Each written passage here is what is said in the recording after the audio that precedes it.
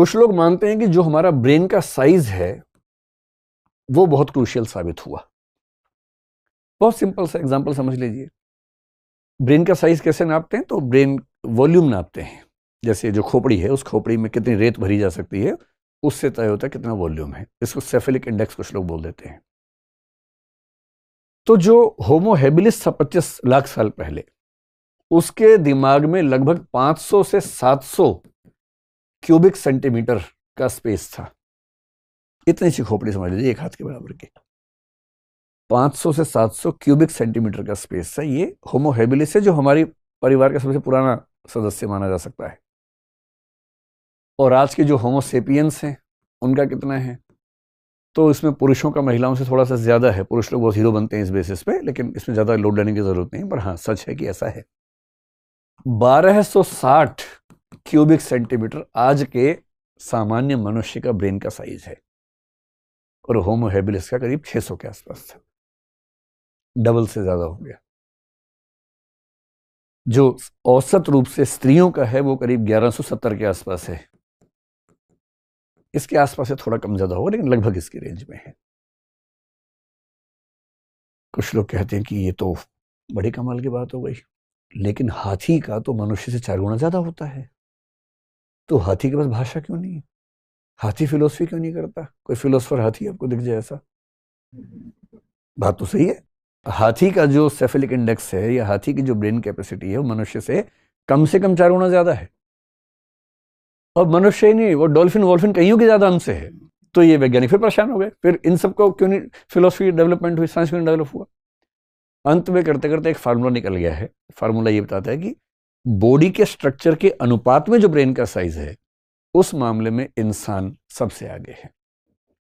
और शायद इसलिए इंसान की जो क्षमताएं हैं, वैसी क्षमताएं आसपास भी किसी स्पीशीज में नहीं है। हालांकि डॉल्फिन्स में थोड़ी बहुत इंटेलिजेंस है, तोते में मेमोरी ठीक ठाक मिलती है, कुछ स्पीशीज में कुछ कुछ मिलता है, पर उतना नहीं जितना हमारे पास है। हाँ, इलॉन मस्क का बस चला तो आज से 15, 20, 25 साल बाद ये बातें पुरानी हो जाएंगी, क्योंकि उसकी लेबोरेटरी में कुछ बंदर आजकल वीडियो गेम खेल रहे हैं। क्योंकि उसने एक चिप बना दी है, न्यूरालिंक एक कंपनी है, एक चिप बना के उनके दिमाग में फिट कर दी है, और वो 6ठी 7वीं क्लास के मैथमेटिक्स के स्टूडेंट की हैसियत से वीडियो गेम खेलने लग गए हैं। हो सकता है कि आज से 100-200 साल के बाद जो कुत्ते बिल्ली बंदर आपके आसपास हों, उनके दिमाग में चिप लगाएं, वो फिलोसफर हो जाएं वो भी। अभी अभी फिलहाल तो ऐसा नहीं है। एक दिन कभी न्यूरालिंक के बारे में बड़ा इंटरेस्टिंग टॉपिक है, बात करेंगे कि ब्रेन के स्तर पे क्या छेड़खानी इस समय कई कंपनियां कर रही हैं। न्यूरालिंक उनमें से एक बड़ी शानदार कंपनी है। एक साइबोर्ग कंसेप्ट आता है, साइबरनेटिक ऑर्गेनिज्म, वो बहुत जल्दी रियलिटी बनने वाला है हमारे सामने। बहरहाल, अब इसमें क्या हुआ कि ब्रेन तो बड़ा हुआ, लेकिन ब्रेन में जो सबसे महत्वपूर्ण बात है, मैंने एक जो वीडियो बनाया था कुछ दिन पहले नार्को वगैरह के बारे में, उसमें एक कंसेप्ट का जिक्र किया था, प्री फ्रंटल कॉर्टेक्स। ये हमारे दिमाग का आगे का हिस्सा है, बड़ा हिस्सा है। जितने भी कॉम्प्लेक्स आइडियाज हैं वो सारे यहीं जनरेट होते हैं, और जितने भी अपराध हैं वो भी यहीं जनरेट होते हैं।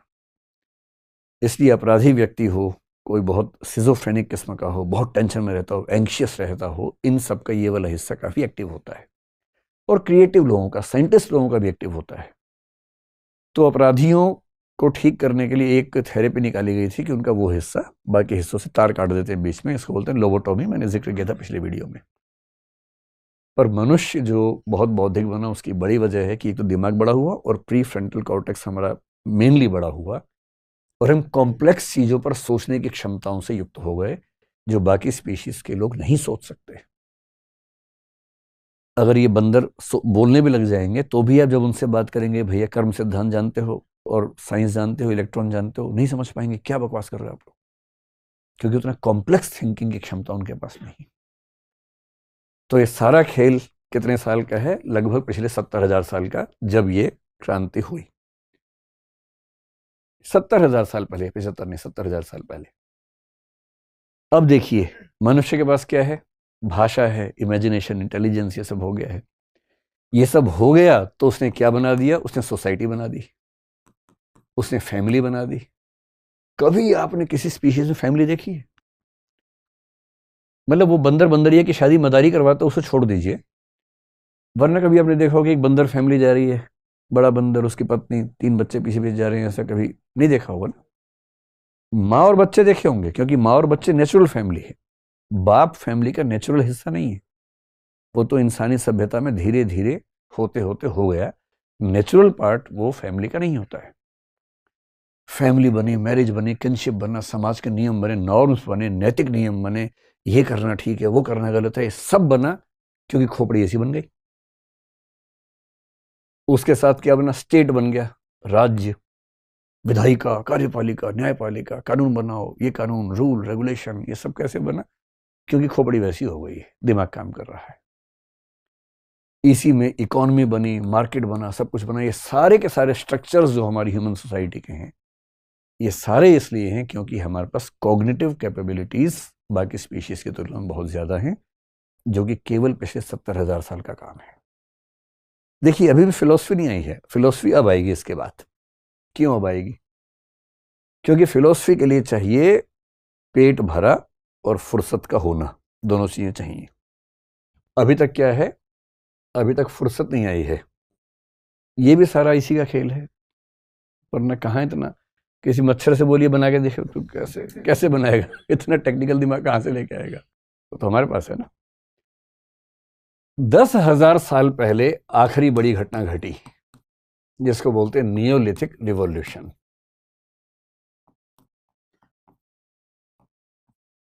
सरल भाषा में कृषि क्रांति बोल लीजिए, एग्रेरियन रिवॉल्यूशन कह लीजिए।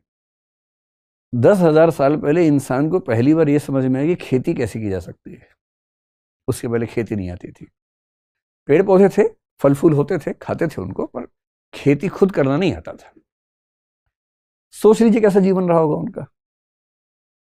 पेट भरने के लिए क्या करेंगे?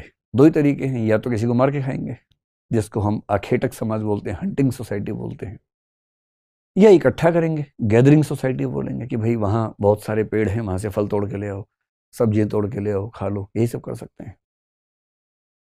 एक पूरा क्लैन है, कुनबा है, ट्राइब है, एक कबीला है, एक जगह गया, वहां के पेड़ पौधे खत्म हो गए, अब क्या करेंगे? जाना पड़ेगा। उन्हें हम क्या बोलते हैं? घुमंतु जनजातियां, खाना बदोश जनजातियां, जो नोमैडिक ट्राइब्स होती हैं, ये बोलते हैं। तो ये तो हमारा इतिहास है, सबका इतिहास है, क्या कर सकते हैं।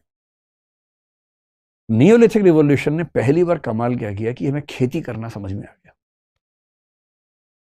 और जब पहली बार खेती करना समझ में आ गया तो ये क्लियर हुआ कि अब हमें कहीं जाने की जरूरत ही नहीं है, न मारने की जरूरत है।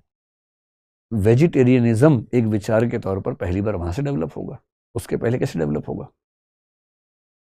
कि हम बिना हिंसा किए और बिना भटके जिंदा रह सकते हैं। और जब खेती होनी शुरू हुई तो पहली बार इंसान का समाज एक स्थान पर टिकना शुरू हुआ।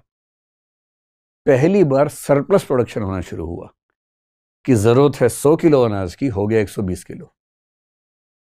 जब पहली बार सरप्लस प्रोडक्शन होने लगा तो यह हुआ कि कुछ व्यक्ति काम कम भी करेंगे तो भी काम चल जाएगा। और तब समाज के समझदार व्यक्तियों से यह अपेक्षा की गई कि आप सोचिए, नए स्ट्रक्चर्स पर सोचिए, क्या होना चाहिए, कैसे करना चाहिए। और जब पहली बार पेट भरा और पहली बार फुर्सत मिली तो उससे क्या विकसित हुआ?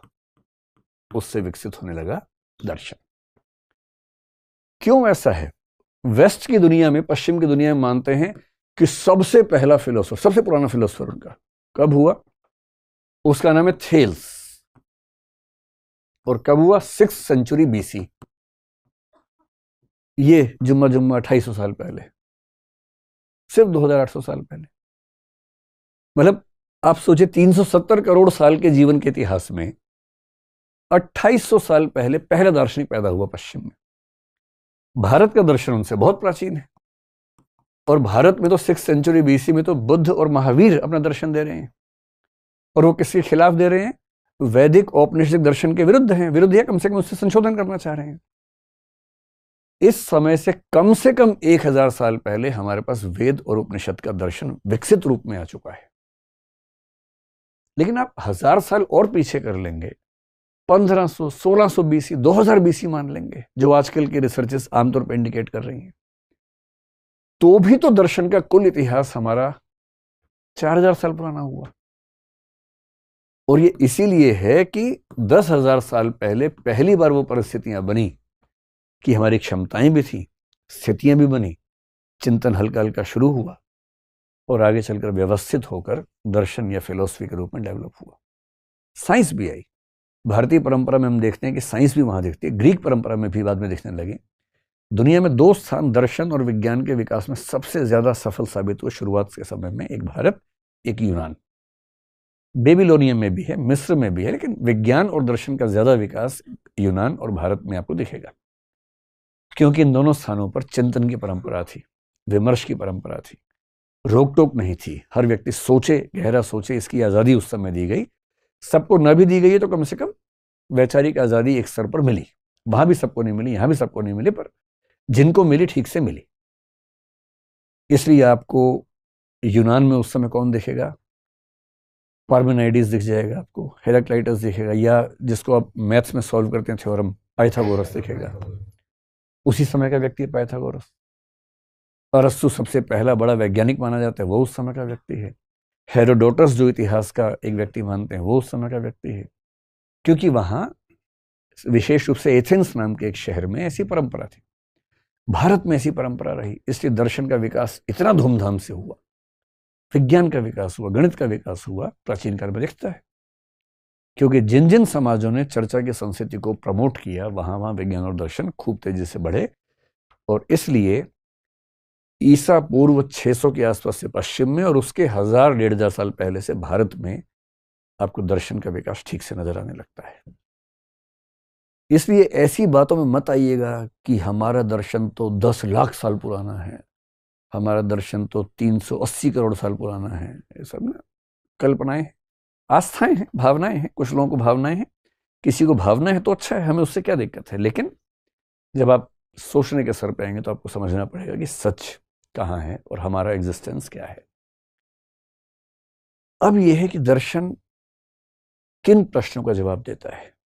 आपके बहुत सारे प्रश्न होते होंगे ना मन में, क्योंकि आपका अभी पेट ठीक ठाक भरा ही हुआ है, फुर्सत भी दिन में 2 घंटे मिली जाती होगी, तो थोड़ी बहुत चैटिंग करने के बाद भी थोड़ी फुर्सत रहती ही होगी आपके पास ना।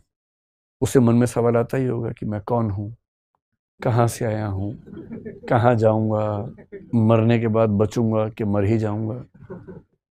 अच्छा, एक मरना वो होता है, एक इस उम्र में जो बार बार मरते हैं किसी के ऊपर, वो होता है।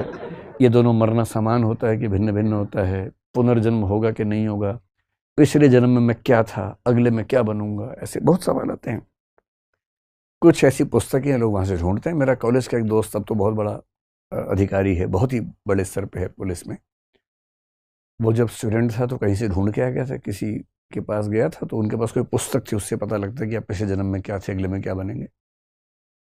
तो आया तो बड़ा जोश से गया था, वापस आया बहुत दुखी दुखी। तो मैंने पूछा क्या हुआ, तो बोला यार पता लगा पिछले जन्म में गधा था। तो मैंने मजाक में कहा, मैंने कहा गलती से इस जन्म का बता दिया होगा, पिछले जन्म का नहीं बताया होगा। तो उसने कहा नहीं पिछले जन्म का बताया, इसमें तो मनुष्य हैं। फिर मैंने कहा ठीक है, पिछले जन्म हो तो गया, टेंशन किस बात की है। बोला अरे नहीं यार, अगले में भी गधा लिखा हुआ। तो मैंने कहा दरअसल ये हैट्रिक है तुम्हारी, तुम्हें आइडिया नहीं इस बात का। और तो ऐसा भी है, पता नहीं अगले जन्म में क्या बन जाए क्या ना बने। तो रहस्य है इन सब चीजों को लेकर, जिज्ञासा तो होती है। तो थोड़ा सा समझ लीजिए कि फिलॉसफी में क्या क्या होता है, ताकि आप ये समझ सकें कि अगली चर्चा में आना है कि भाग जाना है आज से ही। तो आज की चर्चा के बाद कुछ लोग अगली चर्चा में भाग लेंगे, बाकी लोग भाग लेंगे, है ना। तो 2 ही तरीके हो सकते हैं। तो फिलॉसफी में हम लोग क्या क्या समझने का प्रयास करते हैं। फिलॉसफी में सब कुछ पढ़ा जाता है। कहते हैं philosophy is the mother of all sciences, mother of all discipline. क्यों? क्योंकि शुरुआती मनुष्य जब बहुत परेशान होता था, अचानक बरसात आने लगी, शिकार करने गए थे, सामने शेर आ गया भूखा, वो भी भूखा है शिकार करने के लिए। आप भी गए थे हिरण के चक्कर में, हिरण पीछे से देख रहा है, एंजॉय कर रहा है। आप भगवान से प्रार्थना करें, हे भगवान मुझे बचा लो, मुझे हिरण दे दो। सोचिए, शेर ने भी प्रार्थना की थी, हे भगवान एक मनुष्य देना, बहुत दिन से नहीं खाया है। अब भगवान तो न्यायप्रिय है, दोनों के साथ न्याय करना है उसे। तो उसकी बात सुन के आपको उसके सामने ले गया, तब तक आपने प्रार्थना कर दी, अब पशुपेश हो गया ना। बड़ा मुश्किल है, इन प्रश्नों का जवाब कैसे दें? प्रार्थना केवल हम थोड़ा ना कर रहे हैं, कि आप तो और स्पीशीज भी कर रहे हैं। बड़ी मुश्किल दुनिया थी उस समय। तो उस समय के जो मतलब बुद्धिमान लोग थे वो सोचते थे, बहुत ज्यादा ऑब्जर्व करते थे दुनिया को, चिंतन करते थे, कल्पनाएं करते थे, और वहां से जो भी सोचा वो फिलॉसफी हो गई। आगे चल के क्या हुआ, कुछ कुछ विषय बनने लगे, फिजिक्स बना, केमिस्ट्री बना, बायोलॉजी बना। जो विषय अपने आप में इंडिपेंडेंट होता गया वो साइंस में चला गया, और जो साइंस नहीं सोच पाती है वो अभी भी फिलॉसफी में रहता है।